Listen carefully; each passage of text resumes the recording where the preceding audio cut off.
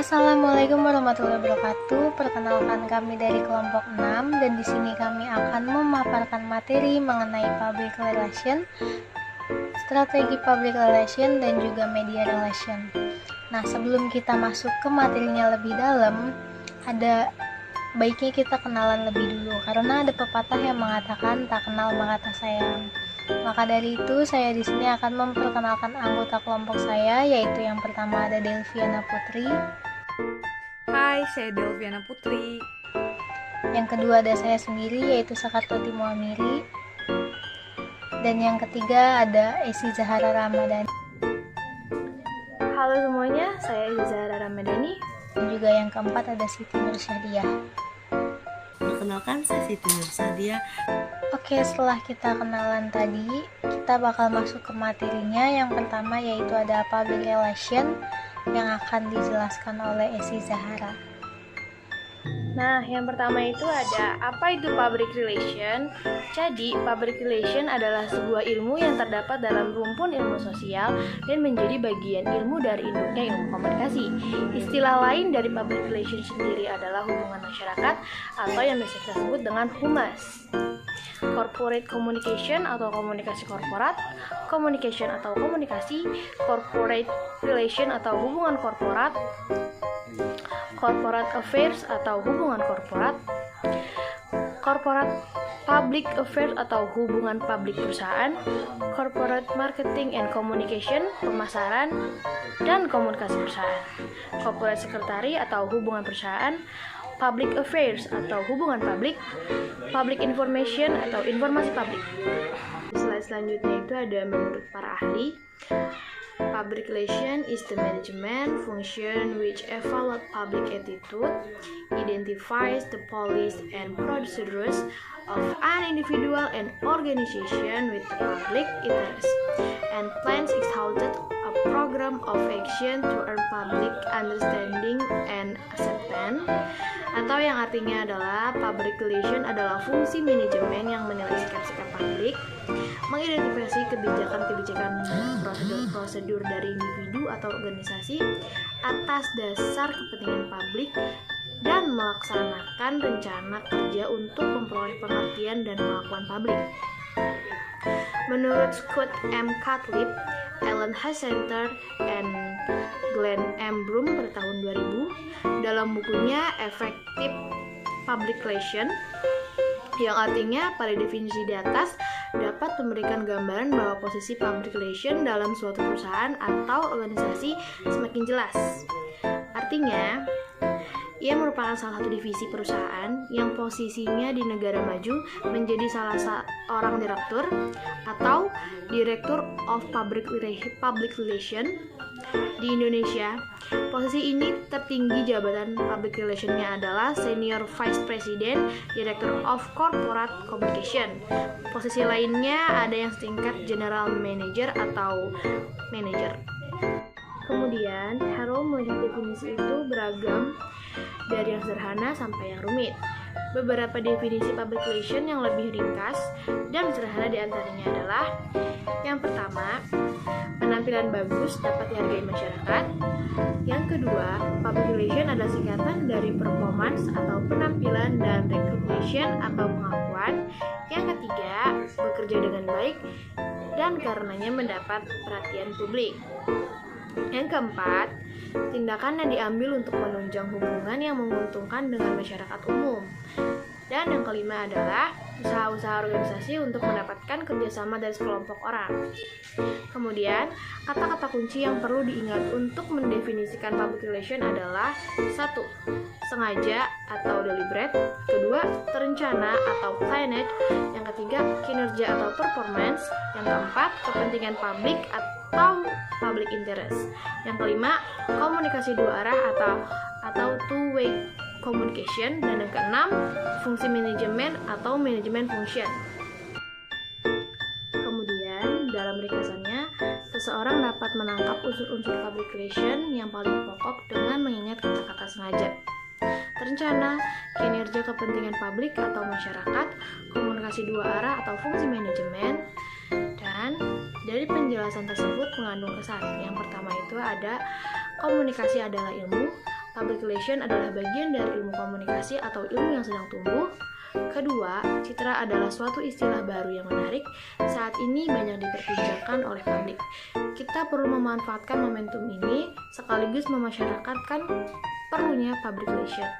Yang ketiga, mitra adalah istilah baru yang menarik, memberi kesan yang saling memperhatikan. Titik inilah model masyarakat masa depan hingga public relation sungguh berwawasan.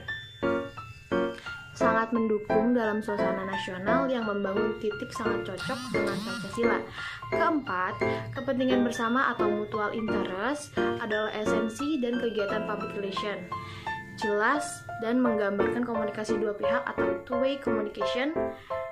Titik saat ini menjadi topik internasional. Masalah lingkungan atau sosial dan fisik yang perlu diperhatikan untuk keharmonisan umat manusia, dari Sukatendel dalam Sumirat dan Ardianto tahun 2018 bagian 1112. Kemudian di slide selanjutnya ada konsep public relation. Humas adalah sinonim dari kata public relation yang banyak digunakan atau dipakai oleh institusi pemerintah di Indonesia, seperti pada Biro Humas, Kementerian Dalam Negeri, bagian Humas Provinsi. Secara etimologis, istilah publik yang diterjemahkan menjadi masyarakat kurang tepat karena yang tepat persamaan katanya itu yaitu publik atau khalayak, sedangkan masyarakat yang diterjemahkan ke dalam bahasa Inggris menjadi society atau general public. Pengertiannya lebih luas dari publik itu sendiri. Sementara dalam kegiatan public relation yang menjadi target publiknya bukan society atau general public, melainkan publik di mana publik merupakan bagian dari society atau general public. Persamaan kata bahasa Indonesia dari istilah bahasa Inggris adalah hubungan publik atau hubungan khalayak yang disingkat hubub atau hubyak.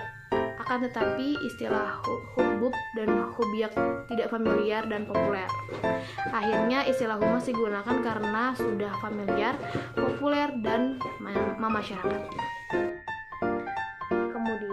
Slide selanjutnya itu ada corporate communication atau komunikasi korporat dan communication atau komunikasi. Nama lain dari PR sering digunakan oleh sejumlah perusahaan besar baik swasta maupun negeri seperti PT Telkom Tbk dan PT Astra International Tbk untuk divisi atau bidang PR. Sementara istilah corporate relation, corporate affairs, corporate public affairs, corporate marketing and communication banyak digunakan oleh perusahaan konglomerat maupun perusahaan multinasional, sedangkan corporate secretary digunakan di bursa efek atau pasar modal. Istilah public relation lainnya yaitu ada public affairs, public information digunakan oleh institusi militer dan politik. Nah, selanjutnya itu ada ketiga atau karakter public relation. Pada karakternya, public relation juga berperan sebagai pemberi arah dan ujung tombak dalam menetralisasi opini publik atau citra yang negatif. Dengan adanya komunikasi dua arah, yaitu adanya hubungan timbal balik atau feedback antara praktisi public relation dengan publik yang saling menguntungkan. Selanjutnya ada 4. Peran public relation. Dalam peranannya, kegiatan public relation sebagai mediator yang menjembatani kepentingan organisasi, lembaga, atau perusahaan dengan publiknya yang terkait dengan kegiatan public relation itu sendiri. Berbagai aktivitas senantiasa menciptakan, menjaga, dan meningkatkan citra yang positif. Setelah terjadinya revolusi industri, masalah penting yang dihadapi oleh lembaga ekonomi, bisnis, sosial, dan politik adalah masalah hubungan atau relationship. Permasalahannya berkisar pada pertanyaan bagaimana membangun dan mengembangkan hubungan-hubungan yang baik antara lembaga-lembaga tersebut dengan publik mereka demi tercapainya tujuan lembaga organisasi atau perusahaan. Dalam Sumirat dan Ardianto F. Rahmadi pada tahun 2008. Oke. Yang sekarang ada yang kelima, yaitu publik dalam public relation. Dalam public relation atau PR, publik dapat diklasifikasikan ke dalam beberapa kategori. Yang pertama, internal dan eksternal publik, atau internal atau dalam dan eksternal atau luar. Yang kedua ada primary, secondary, dan marginal public. primer atau utama, sekunder, marginal, dan pinggiran. Yang ketiga ada tradisional dan future public, tradisional dan masa mendatang atau potensial. 4 ada proponen, oponen, dan committed public, pendukung, penentang, dan tidak peduli. Pada Seattle 2001 dari 2 sampai 13. Kemudian, publik adalah kelompok atau orang-orang yang berkomunikasi dengan suatu organisasi baik secara internal maupun eksternal. Kegiatan-kegiatan public relation tidak diarahkan kepada masyarakat umum, tetapi khusus diarahkan kepada publik terbatas atau publik tertentu.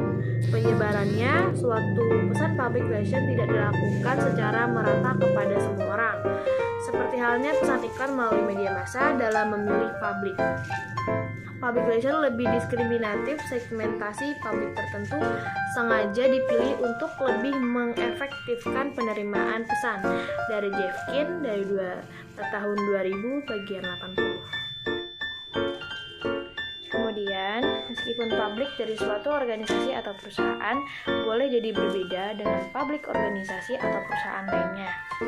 Publik utama yang paling sering menjadi subjek publik dari berbagai organisasi atau perusahaan secara umum dapat diidentifikasikan menjadi 10, yaitu yang pertama ada masyarakat luas, yang kedua ada calon pegawai atau anggota, yang ketiga ada pegawai atau anggota, yang keempat ada pemasok, yang kelima investor, yang keenam distributor, yang ketujuh konsumen dan pemakai, yang kedelapan ada pemuka pendapat atau opinions leader, yang keempat ada serikat pekerja, dan yang terakhir yang ke-10 ada media massa. Melanjutkan materi yang sebelumnya telah rekan saya jelaskan mengenai public relation. Publik internal adalah yang terdapat di dalam organisasi atau perusahaan, seperti pengawas, pegawai, manajer, pemegang saham, dan direktur pengelola. Publik eksternal adalah publik yang tidak secara langsung terkait dengan organisasi atau perusahaan, seperti pers atau media massa, pemerintahan, pendidik, pelanggan, komunitas pemasok. Publik primer adalah publik yang paling dapat banyak membantu atau menghalangi usaha organisasi atau perusahaan. Publik sekunder adalah publik yang kurang memiliki kepentingan dengan organisasi atau perusahaan. Publik marginal adalah publik yang sedikit sekali memiliki kepentingan dengan organisasi atau perusahaan. Publik tradisional dan publik masa datang adalah para karyawan dan para pelanggan sekarang serta para pelanggan potensial pada masa yang akan mendatang. Publik pendukung, penantang, dan tidak peduli sebuah lembaga harus bertransaksi secara berbeda dengan publik yang mendukung dan yang menentang organisasi atau perusahaan. Selanjutnya kita akan membahas mengenai strategi public relation. Apa sih citra perusahaan? Nah, citra merupakan cara bagaimana pihak lain memandang sebuah perusahaan, seseorang, suatu komite, atau suatu aktivitas. Setiap perusahaan mempunyai citra. Setiap perusahaan mempunyai citra sebanyak jumlah orang yang memandangnya. Berbagai citra perusahaan datang dari pelanggan perusahaan, pelanggan potensial, bankir, staf perusahaan, distributor, pemasok, asosiasi dagang, dan gerakan pelanggan di sektor perdagangan yang mempunyai pandangan terhadap perusahaan. Kemudian, citra juga pembentukan kesan yang diperoleh dari seseorang berdasarkan pengetahuan dan pengertiannya tentang fakta-fakta atau kenyataan. Untuk mengetahui citra seseorang terhadap suatu objek, dapat kita ketahui dari sikapnya terhadap objek tersebut. Menurut Bill Kenton dalam Suka Tendel pada tahun 1990 mengatakan bahwa citra adalah image, the impression, the feeling, the conception which the public has of a company, a consciously created impression of an object, person, or organization. Citra adalah kesan, perasaan, gambaran publik terhadap perusahaan, pesan yang dengan sengaja diciptakan dari suatu objek, orang, atau organisasi. Jadi, citra itu dengan sengaja perlu diciptakan agar bernilai positif. Citra itu sendiri adalah salah satu aset terpenting dari suatu perusahaan atau organisasi. Istilah lain dari citra adalah favorable opinion. Selanjutnya mengenai tugas citra perusahaan. Ada banyak tugas setiap perusahaan. Misalnya siap membantu dalam berinovatif, sangat memperhatikan karyawan yang bervariasi dalam produk, dan tepat dalam pengiriman titik tugas perusahaan dalam rangka membentuk citranya adalah dengan mengidentifikasikan citra seperti apa yang ingin dibentuk di mata masyarakat. Dalam buku Essential of Public Relations karya Jeskins menyebutkan bahwa citra adalah kesan yang diperoleh berdasarkan pengetahuan dan pengertian seseorang mengenai fakta-fakta atau kenyataan. Dan menurut Jalaluddin Rahmat dalam bukunya Psikologi Komunikasi menyebutkan bahwa citra adalah penggambaran tentang realitas dan tidak harus sesuai dengan realitas. Selanjutnya kita akan membahas mengenai strategi pembentukan citra perusahaan. Proses terbentuknya citra berdasarkan pengetahuan dan informasi-informasi yang diterima seseorang. Komunikasi tidak secara langsung menimbulkan perilaku tertentu, tetapi cenderung mempengaruhi cara kita mengorganisasi dan netral kita tentang lingkungan. Proses terbentuknya citra dalam struktur kognitif yang sesuai dengan pengertian sistem komunikasi dijelaskan oleh John S. Nimpono dalam laporan penelitian tentang tingkah laku konsumen. Model pembentukan citra ini menunjukkan bagaimana stimulus yang berasal dari luar diorganisasikan dan mempengaruhi respon. Stimulus atau rangsang yang diberikan pada individu dapat diterima atau ditolak. Jika rangsangan ditolak, kolase selanjutnya tidak akan berjalan. Hal ini menunjukkan bahwa rangsang tersebut tidak efektif dalam mempengaruhi individu karena tidak ada perhatian dari individu tersebut. Sebaliknya, jika rangsangan itu diterima oleh individu, berarti terdapat komunikasi dan terdapat perhatian dari organisme. Dengan demikian, personality dapat berjalan. Selanjutnya, persepsi dapat diartikan sebagai hasil pengamatan terhadap unsur lingkungan yang dikaitkan dengan suatu proses pemaknaan. Kognisi yaitu suatu keyakinan dari individu terhadap stimulus. Kognisi akan timbul apabila individu telah mengerti rangsang tersebut sehingga individu harus diberikan informasi-informasi yang cukup yang dapat mempengaruhi perkembangan kognisinya. Motif adalah keadaan dalam pribadi seseorang yang mendorong keinginan individu untuk melakukan kegiatan negara tertentu guna mencapai suatu tujuan. Sikap adalah kecenderungan bertindak, berpersepsi, berpikir, dan merasa dalam menghadapi objek, ide, situasi, atau nilai. Sikap bukan perilaku tetapi merupakan kecenderungan untuk berperilaku dengan cara-cara tertentu. Proses terbentuknya citra ada pada akhirnya akan menghasilkan sikap, pendapat, tanggapan, atau perilaku tertentu.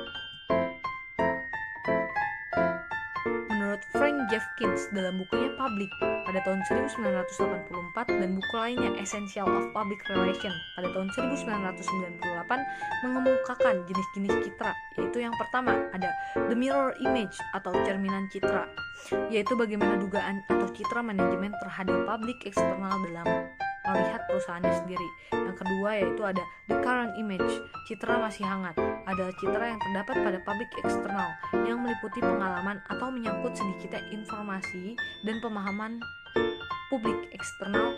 Citra ini bisa saja bertentangan dengan mirror image.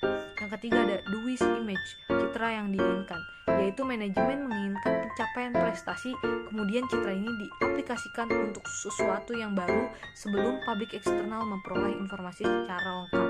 Yang keempat yaitu ada the multiple image, citra yang berlapis, yaitu sejumlah individu, kantor cabang, atau perwakilan perusahaan lainnya dapat membentuk citra tertentu yang belum tentu sesuai dengan keberagaman citra seluruh organisasi atau perusahaan.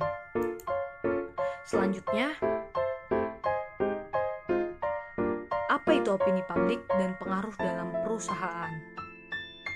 Opini publik berasal dari bahasa Inggris public opinion. Menurut Jonis S. Sunario dalam bukunya Opini Publik, opini publik dalam bahasa Indonesia ialah pendapat umum. Dengan begitu, opini publik diartikan dengan umum, sedangkan opinion dikatakan sebagai pendapat.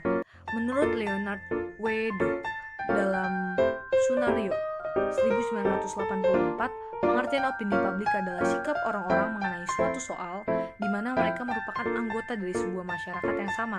Opini publik berhubungan erat dengan sikap manusia, yaitu secara pribadi maupun sebagai anggota dari suatu kelompok. Sikap pribadi seseorang ataupun sikap kelompoknya karena dalam sikap yang ditentukan oleh pengalamannya, yaitu pengalaman dari dan dalam kelompok itu juga. Opini publik akan berkembang dan menjadi kuat apabila opini publik itu didukung oleh beberapa opini kelompok atau group opinion, sehingga opini publik itu dapat lebih mudah digerakkan.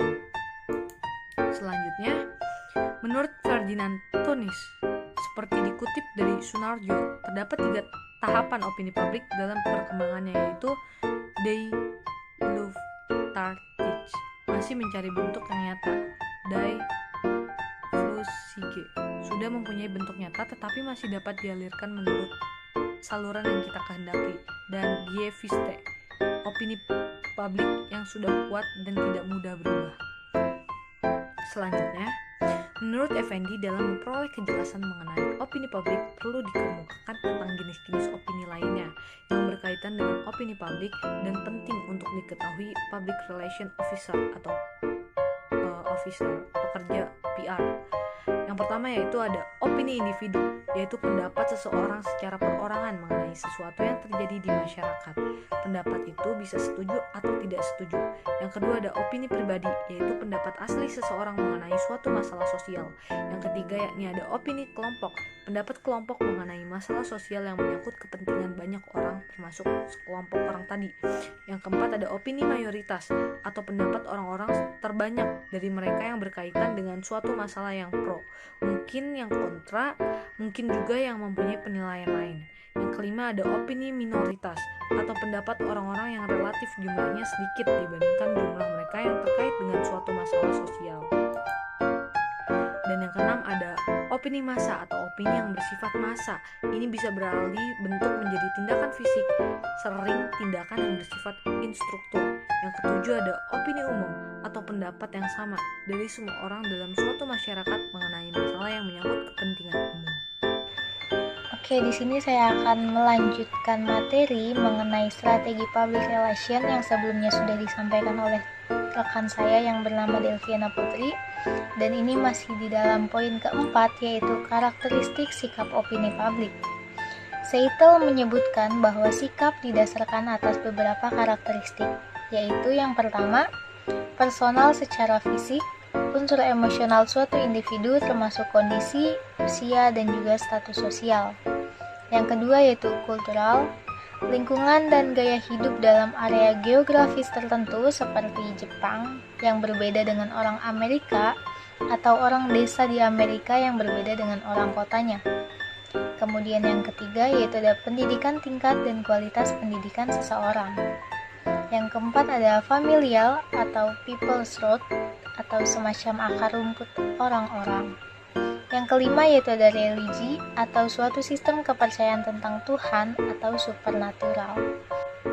Yang keenam yaitu tingkatan sosial atau posisi dalam masyarakat, titik perusahaan, perubahan status sosial yang dimiliki oleh orang-orang. Yang ketujuh yaitu ada ras, asal etnik atau suku.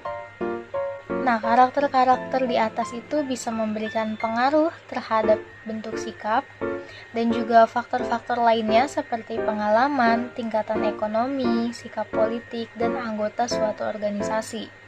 Berdasarkan penelitian belum lama ini, bahwa sikap dan perilaku adalah situasional yang dipengaruhi oleh isu-isu dalam situasi tertentu. Meskipun begitu, sewaktu yang lain dengan sikap yang sama mencapai suatu pendapat yang sama, maka konsensus atau kesepakatan atau opini publik itu akan muncul dengan sendirinya. Kita masuk ke materi selanjutnya, yaitu materi ketiga, media relation. Dan dalam media relation ini, poin pertama yaitu strategi membangun hubungan dengan media. Secara klasik, konteks media relation ini sering dipandang sebagai kegiatan utama PR, yaitu menjaga relasi dengan media massa. Bukan hanya menjaga hubungan baik dengan media, melainkan mengingat inti kegiatan PR adalah berkomunikasi, maka menjalin hubungan baik dengan media adalah suatu hal yang sangat penting. Dan mengelola relasi yang baik dengan media penting untuk menunjang kegiatan PR.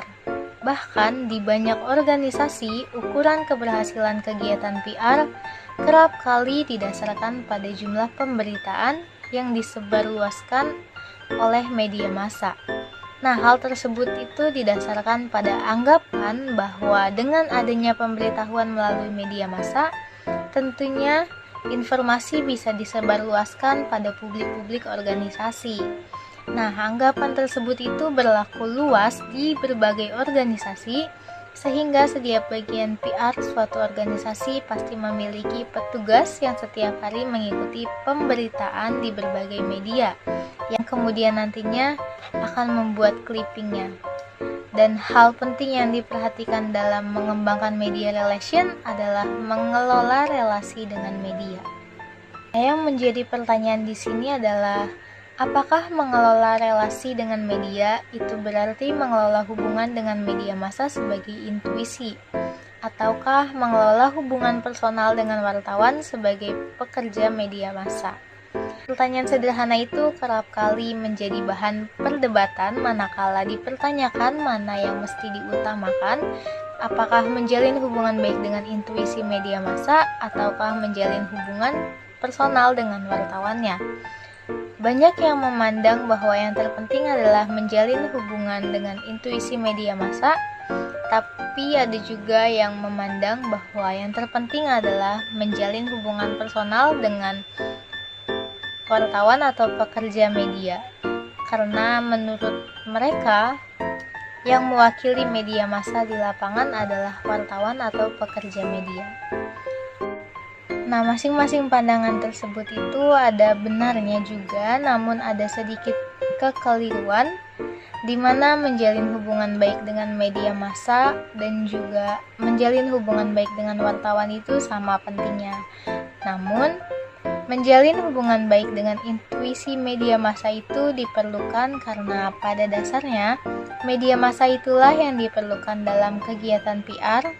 Adapun wartawan yang secara individual adalah pekerja media massa yang bisa saja dialih tugaskan ke bidang liputan lain atau dipromosikan menjadi redaktur di media tersebut. Nah, bila wartawan tersebut dimutasikan atau dipromosikan, maka apabila wartawan tersebut dimutasikan atau dipromosikan menjadi redaktur. Apabila wartawan tersebut dimutasikan atau dipromosikan, maka diperlukan upaya baru untuk menjalin hubungan dengan wartawan baru bila hubungan baik dijalin. Apabila wartawan tersebut dimutasikan atau dipromosikan, maka diperlukan lagi upaya baru guna menjalin hubungan dengan wartawan yang baru. Namun, bila hubungan baik yang dijalin dengan media massa sebagai intuisi, siapapun wartawan yang bertugas tidak akan banyak mengganggu hubungan yang sudah terjalin antar umat organisasi dan intuisi media massa. Karena itulah strategi yang umum digunakan dalam praktek media relation adalah menjalin hubungan yang baik dengan media massa dan juga wartawan. Baik media maupun wartawan sama pentingnya bagi organisasi untuk menjalin komunikasi dan relasi dengan publik. Sasarannya tersebut merupakan strategi dasar yang umumnya dijalankan, namun perlu juga diingat bahwa menjalin hubungan baik dengan media massa dan awak massa adalah sasaran objektif karena tujuan pokoknya adalah berkomunikasi dengan publik. Kemudian poin kedua dari media relation adalah kegiatan media relation. Kegiatan media relation ini bisa saja dijalankan sebagai salah satu strategi komunikasi organisasi dengan memanfaatkan media massa. Yang artinya, setelah kita merumuskan masalah, kita akan menganalisis kemungkinan penyelesaiannya dan merumuskan kebijakan yang akan diambil.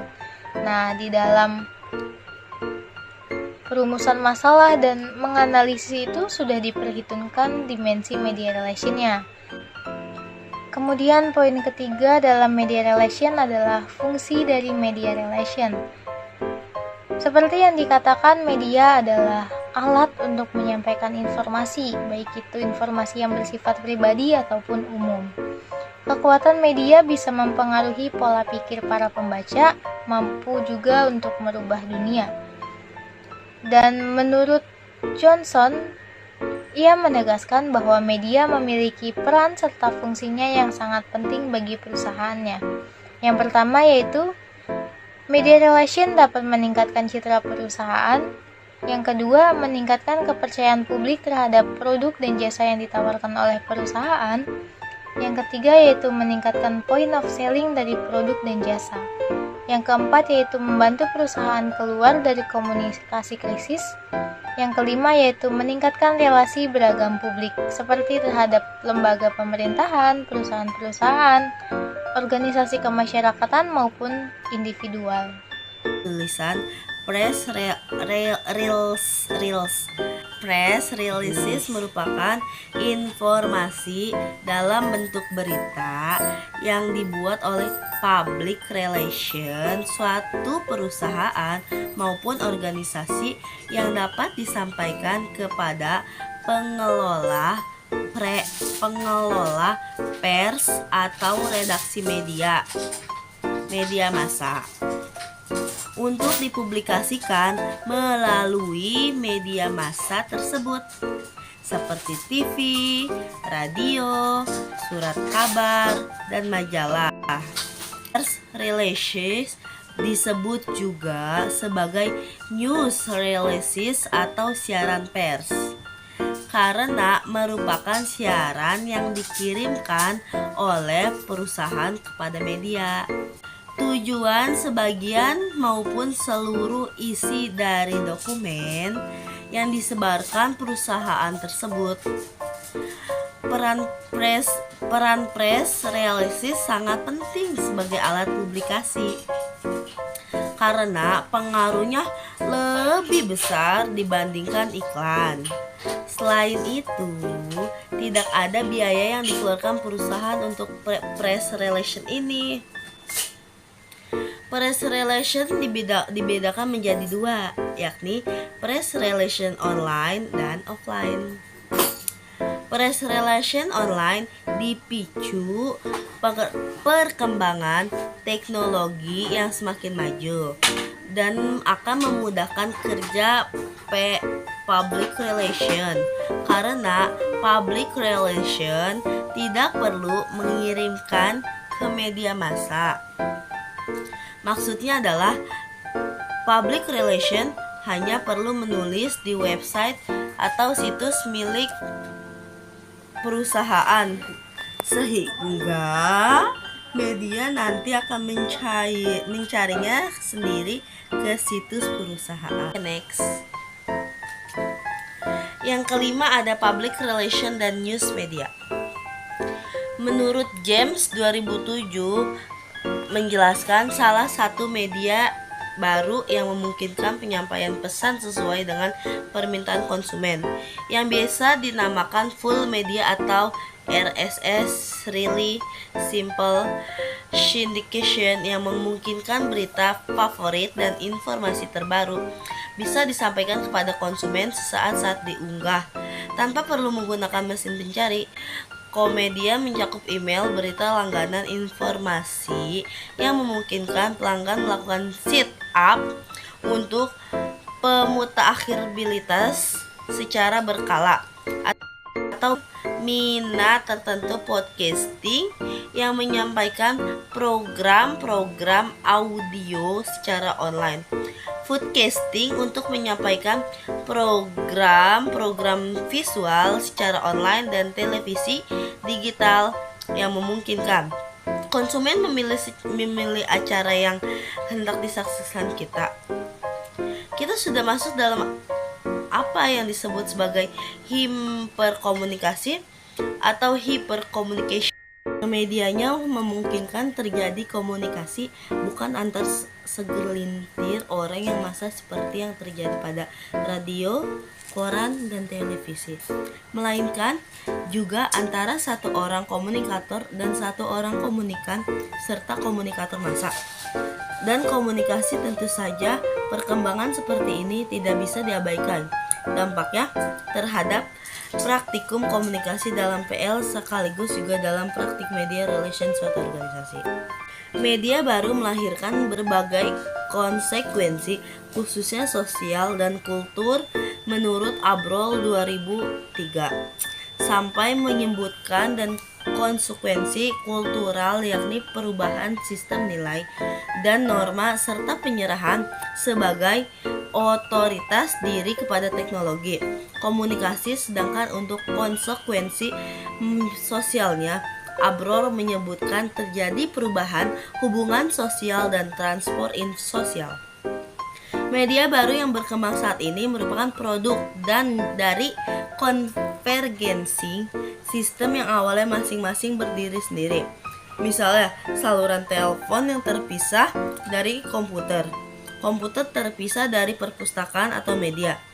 Kini semuanya dipadukan sehingga orang menghubungkan komputer dengan saluran telepon untuk memasuki jaringan internet lalu mengakses berbagai sumber informasi seperti perpustakaan dan media massa. Oke, mungkin itu saja materi yang bisa kami sampaikan dari kelompok 6 mengenai public relation, strategi public relation, dan juga media relation. Semoga ilmu yang kami sampaikan dapat berguna bagi para pembaca maupun para pendengar. Kurang lebihnya mohon maaf. Wabillahi taufiq walhidayah. Wassalamualaikum warahmatullahi wabarakatuh.